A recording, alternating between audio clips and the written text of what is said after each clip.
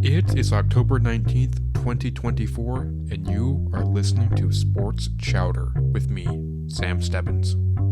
Today I am talking Drake Maye's first start versus Houston. I am previewing the Patriots game versus Jacksonville tomorrow.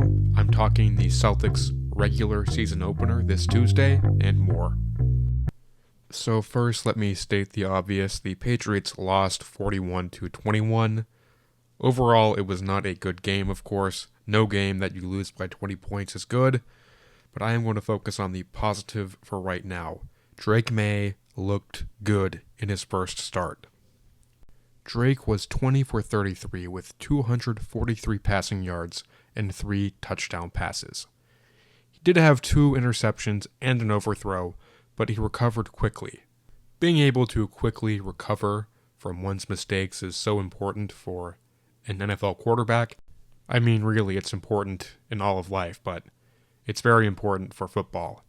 I was very happy to see that ability on full display. It was noted in several scouting reports.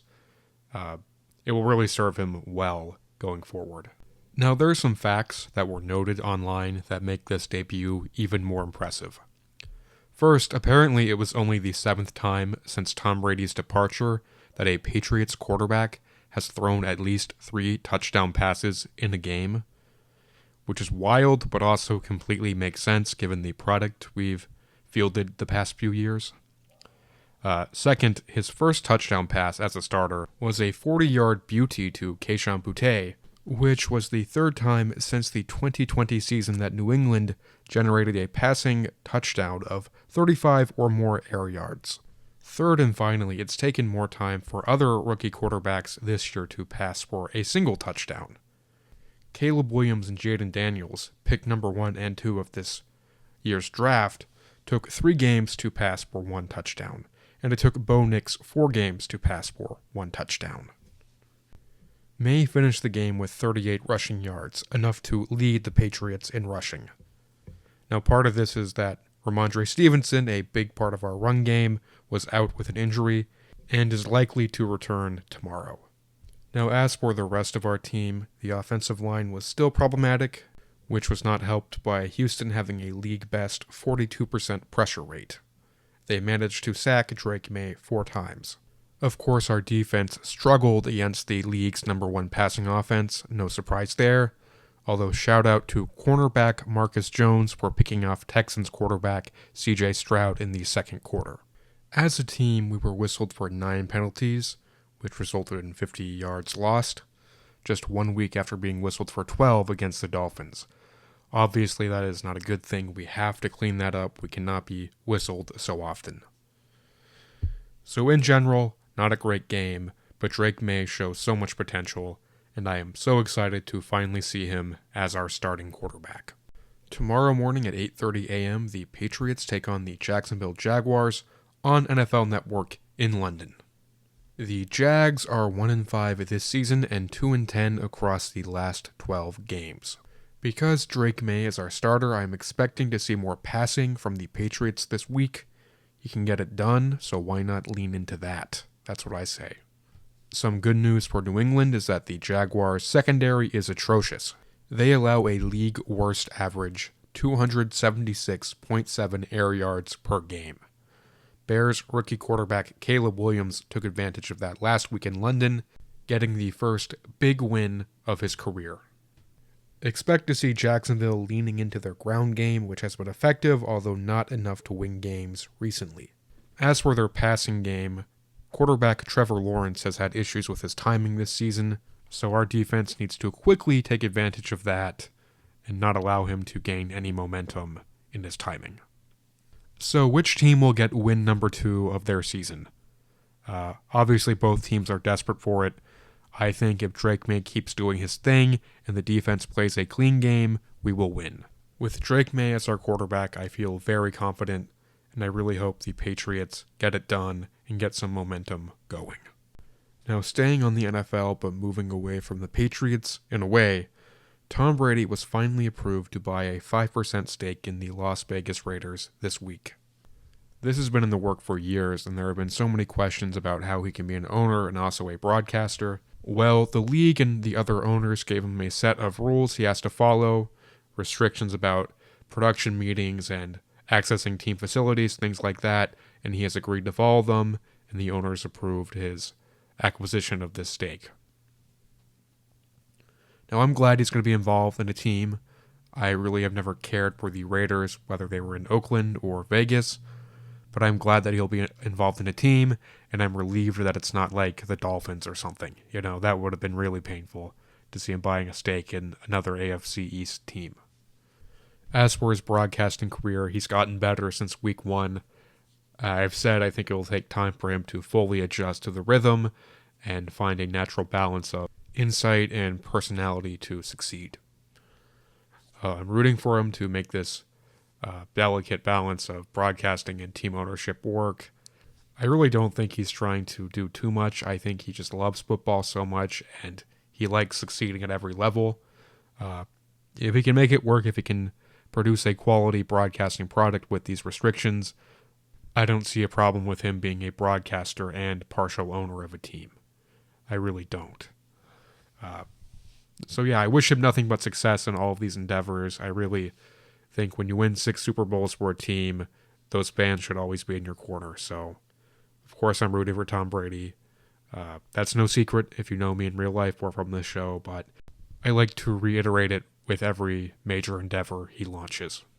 Now, another NFL story that has nothing to do with the Patriots is a quarterback controversy brewing in Pittsburgh. Now, as you may know, Russell Wilson signed with the Steelers this offseason, but since training camp he has been sidelined with a calf injury. Quarterback Justin Fields, who also came to Pittsburgh in the offseason, has started the first 6 games, going 4-2. The Steelers are currently tied with the Ravens atop the AFC North. However, Russell is now healthy and has been taking first-team reps at practice all week, and the rumor is that he will be starting Sunday. Steelers head coach Mike Tomlin said, quote, "We've been pretty good at times, but not to be confused with great," unquote. Now, my take on this is that Justin Fields should remain the starter. He has not been putting on a fireworks show statistically, but he's been doing enough to win. Russell Wilson seems like a very good man off the field, but right now he's lucky to be on an NFL roster at all after his Broncos tenure. Also, it's been reported that some in the Steelers organization, meaning coaches and players, don't want Wilson to start. They want to stick with Justin Fields. So really, I think Justin Fields, being the younger and reliable option, is the guy to keep as the starter. Wilson could be a positive influence as a nice guy, but I think Justin could be a long-term solution for Pittsburgh. Now, I'm not saying Wilson is destined to doom the Steelers if he starts, but I really am on Team Justin Fields in this debate. Shifting gears to basketball, the Celtics begin regular season play Tuesday at 6:30 p.m. Central versus the New York Knicks at TD Garden. Last season, the Celtics were number 1 in the East and the Knicks were number 2 in the East.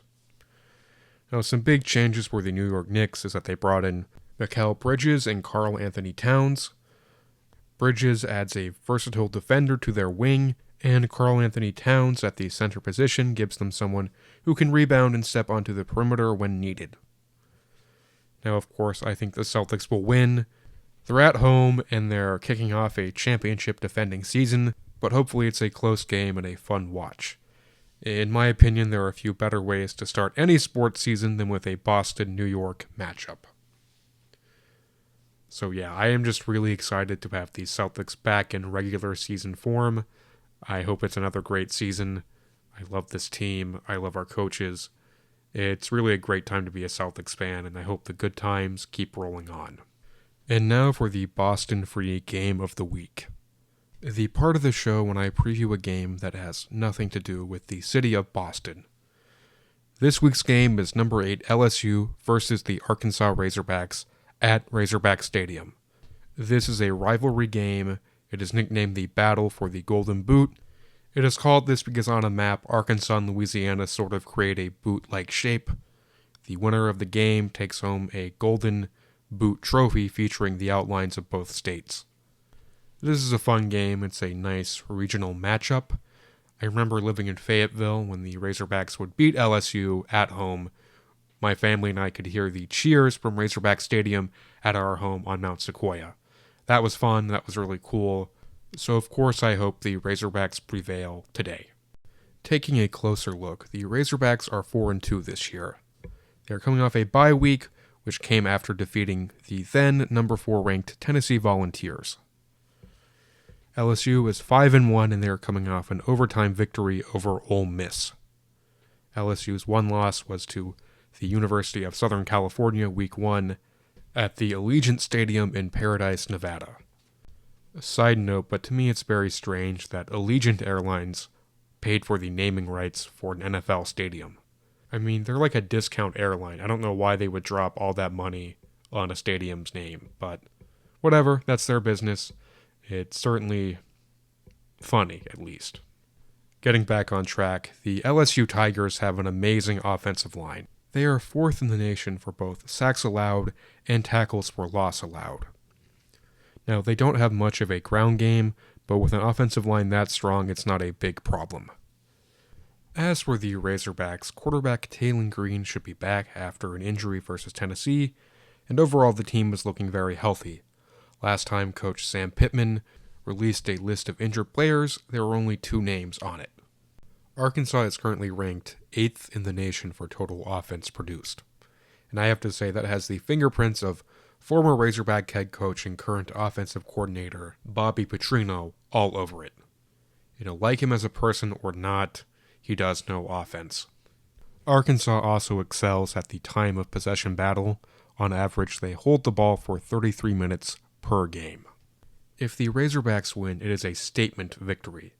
It is a way of telling the world of college football that upset against Tennessee was no fluke. We are a different team than we were last year. If Arkansas ignores the noise and executes, they will win. The game is today at 6 p.m. Eastern on ESPN. I will be watching. I hope the Razorbacks get it done. I believe Sam Pittman is a great coach and he deserves to achieve great things at Arkansas. A win against a rival like LSU tonight will be one for the history books. Now for primetime picks, the segment of the show where I pick who I believe will win each primetime NFL game this week.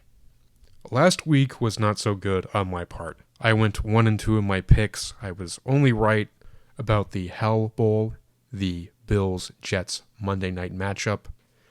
The Bills prevailed, even though Aaron Rodgers had a Hail Mary. Obviously, the Bills won. They're the better team, and the Jets just fired their head coach. That was the easy pick, and that was the pick I got right. This week, Sunday Night Football is Jets versus Steelers. This is a hard one, but I'm going with the Pittsburgh Steelers. I know there's some question marks with their quarterback. I talked about that earlier, but I do think they're the better team than the Jets. The Jets are in disarray, I believe. I think Aaron Rodgers' tenure there will go down as a major failure in his career and in the history of the Jets. So yeah, I have them losing just because I hate the Jets. It's that simple. Monday Night Football is a doubleheader. The first game is Bucs versus Ravens in Tampa. I'm going with the Buccaneers. They're about an evenly matched team, but I'm going with the home team in this game. Then it's Chargers versus Cardinals in Phoenix. I'm going with the Chargers. They are the slightly better team, and I trust Jim Harbaugh to get it done in prime time. Week 8 begins with Thursday Night Football on Amazon Prime. It is Vikings versus Rams in LA. I have to go with the Vikings. They are still undefeated. They are a very strong team, while the Rams are 1-4 at the moment. Honestly, I'm no fan of Minnesota as a franchise, but the facts are the facts. And now, Assorted Awesome, the part of the show where I talk about something that is 100% awesome with no caveats. On October 9th, the Netflix documentary series Starting 5 dropped, and last night I started watching it. I watched the first episode and already I am very hooked. The series follows Jimmy Butler, Anthony Edwards, LeBron James, Jason Tatum, and a Lithuanian player whose name I can't pronounce, as they go about the 2023-24 NBA season. Now, when the first episode starts, it almost feels like a reality show. Like the music, The way it's filmed, it almost feels like Keeping Up with the Kardashians or something. You know, it's just LeBron James kind of doing stuff around his house for Halloween. But then once it gets going, it's really interesting. It already makes me appreciate LeBron and his family's dynamic even more. And I'm excited to learn more about these players, see them through the season, and most of all, see Jason Tatum win his first championship. So if you like the NBA, if you like sports documentaries, I highly recommend watching Starting 5. And I'm saying that based on episode 1. So really, it will only get better from here. Finally, I have an apology to make to all of Patriots Nation. I have not been using my Good Luck Patriots Drink Cozy. He gave us luck the first game of the preseason this year, and since then I have not been using it, so I promise when I'm watching the game, whether live or through NFL Plus, this Sunday, I will be using it. I really have no excuses for doing this, I just forgot I had it, and I'm embarrassed and I'm ashamed. I can only hope that my use of it tomorrow leads to a big win in London. That is all I have for this episode of Sports Chowder. You can find me on X at StevensTweets. You can find the show on X at sports_chowder. You can find the show on Instagram at SportsChowder. And you can like the show on Facebook. Please know, if you are on any of those social media platforms, you can always submit your hot takes to be read on this show. Just tag my account, say hot take, and then type out your hot take. I would love to read those on the show in the future. Thank you so much for your support, it really means a lot to me.